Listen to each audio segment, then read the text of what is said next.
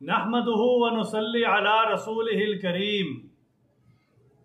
ہم گناہگار ہیں اور گناہوں کو معاف کروانے کا ایک بہترین نسخہ ہے اور نیکیاں حاصل کرنے کا ایک نبوی نسخہ ہے۔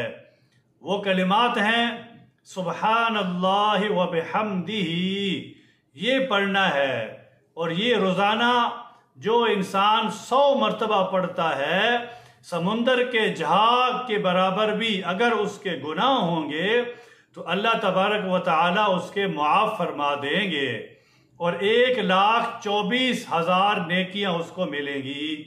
یہ ترمذی شریف کی روایت ہے، یہ عمل حدیث سے ثابت ہے۔ سبحان اللہ و بحمدہ، یہ روزانہ 100 مرتبہ، اس پہ کتنا وقت لگتا ہے ہمارا؟ اللہ ہمیں عمل کی توفیق عطا فرمائے۔